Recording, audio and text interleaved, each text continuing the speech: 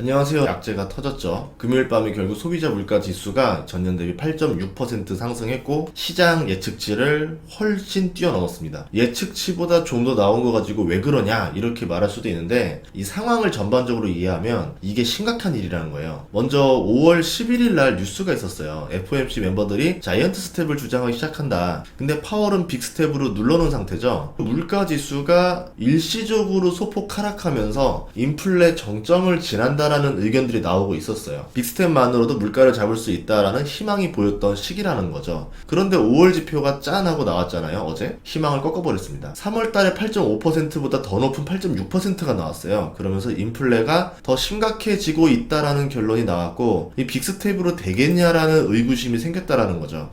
빅스텝으로 안되면 자이언트 스텝 0.75%를 올려야 된다라는 FOMC의 주장들이 힘을 받기 시작합니다. 이게 처음에는 일부였는데 점점 확대되게 되면은 파월도 0.75 인상 발표를 할 가능성이 생긴다라는 거죠. 물론 이게 6월 14, 15일 그러니까 3일 뒤에 바로이기 때문에 0.75%를 할 가능성은 낮을 것 같아요. 그런데 7월 하순에 FOMC가 있잖아요. 이때는 자이언트 스텝을 할 가능성이 있지 않겠느냐, 이런 관점으로 보고 있는 겁니다. 우리 시간으로 6월 16일 목요일 새벽 3시 30분 FOMC 금리 결정이 나죠. 그 다음에 기자회견을 하게 되는데 7월에 대한 언급을 할 거예요. 이때 자이언트 스텝에 대해서 선을 그을 건지 아니면은 고려를 한다라는 발언을 할 건지에 따라서 시장이 갈리겠죠. 이 목요일날 발표 때문에 또 월화수 증시가 긴장해서 쉽게 반등을 주지 못할 겁니다. 지금 분위기로는 이래서 금요일날 밤에 나스닥 지수가 급락을 했다, 이렇게 볼 수 있다라는 거죠. 그러면 이 고려를 한다는 말이 나올 것이 왜 높게 보느냐? 인플레이션에 대해서 이해를 하셔야 되는데, 인플레이션은 지금보다 앞으로도 물가가 오를 거라는 기대 인플레이션이 더 무서운 거예요. 왜 그러냐면 아무리 금리를 올려도 앞으로 물가가 더 오를 거라는 믿음이 확실해지기 시작하면은 물가가 안 떨어집니다. 지금처럼 3월달, 4월달, 5월달로 뚝뚝뚝 떨어지기 시작했으면 사람들이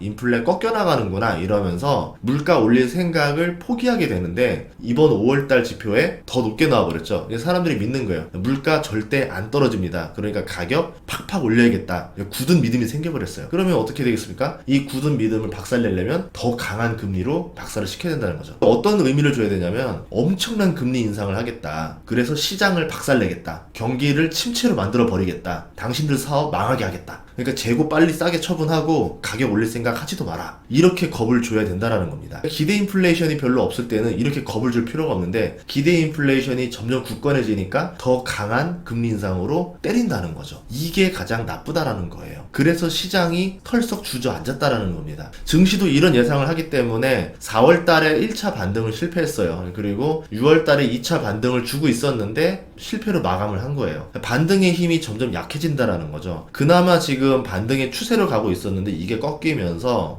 공포장에서 욕심을 내면서 주식을 살 수 있는 야수들이 줄어들고 있다라는 겁니다. 증시 상승에 대한 기대감도 바닥나기 시작했다라고 볼 수 있죠.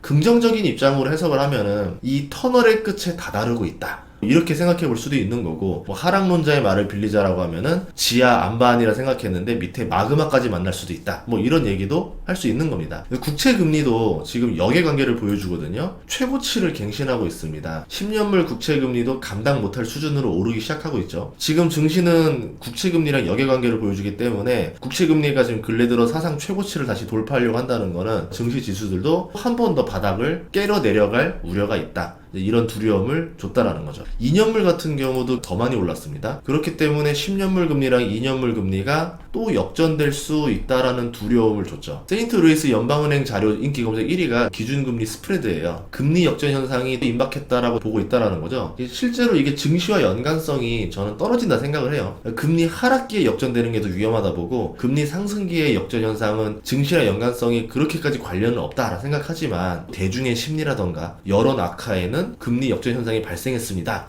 라는 발표가 잘 쓰이는 소재거든요. 그래서 증시 반등에 도움은 되지 않을 거다, 이렇게 생각을 합니다. 한 달간 증시 분위기를 봤더니 빅테크들이 많이 떨어졌고요. 정유라던가 원자재 쪽은 좋았어요. 요즘 상반된 모습을 보여주는데 서서히 또 스택으로 가는 분위기가 한 달째 이어졌다, 이렇게 볼 수 있다라는 거죠. 스태그가 해결될 만한 기미가 보이지도 않습니다. 스태그플레이션이라고 사람들이 생각 안 하는 사람이 거의 없죠. 스태그플레이션은 어느 정도 초입에는 들어온 것 같다. 이거를 빨리 빠져나올 거냐, 한참 뒤에나 빠져나올 거냐, 이 관점으로 투자를 하고 있는 거죠. 제일 나쁜 지표도 하나 있어요. 이 금 가격인데 그래도 그동안은 잘 안 튀어오르고 있었는데 금 가격이 또 튀어오릅니다. 투자를 조심해야 되는 상황이 벌어졌죠. 근래 들어서 금 가격이 가장 많이 올랐던 때는 코로나 때 그리고 러시아 전쟁 때 이때가 최고점을 찍었고 금요일날 가격이 또 오르기 시작했다라는 점. 다음 주에 더 지켜봐야 되겠지만 이게 절대 좋은 신호는 아니에요. 금은 스태그플레이션에서 가장 좋은 방어 수단이기 때문에 금 가격이 오른다라는 거는 스태그플레이션으로 진입하고 있다라는 시그널일 수도 있다라는 거죠. 그래서 금 가격도 잘 보셔야 됩니다. 주말이니까 영화 한 편 보는 것도 좋을 것 같은데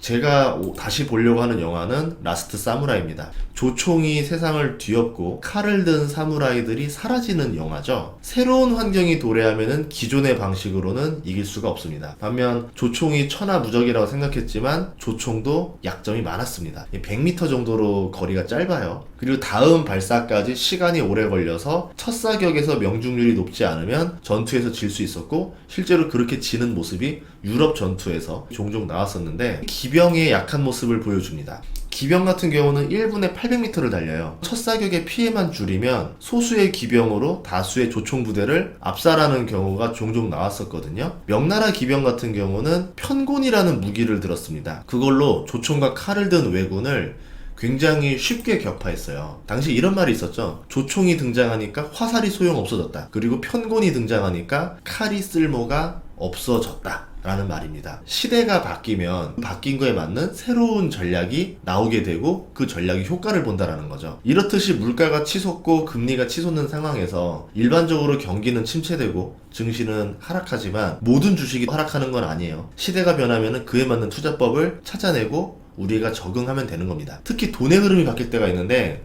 이때는 먼저 움직이는 사람이 돈을 벌어요. 웅크리는 사람보다. 그동안 관심을 받지 못했던 업종이라던가 또는 투자 수단이 지금 시대의 최고의 재테크 수단이 될 수도 있다는 거예요. 난세의 영웅이 나옵니다. 혼란한 시대에서는 신분은 중요하지 않고 능력만 있으면 되잖아요. 투자도 마찬가지예요. 이런 장에서는 수익률 기준으로 보셔야 돼요. 무조건 장기로 투자해야 되는데 이거는 내 투자 철학에 맞지 않아서 안 사. 대중의 편견이 있으니까 안 사.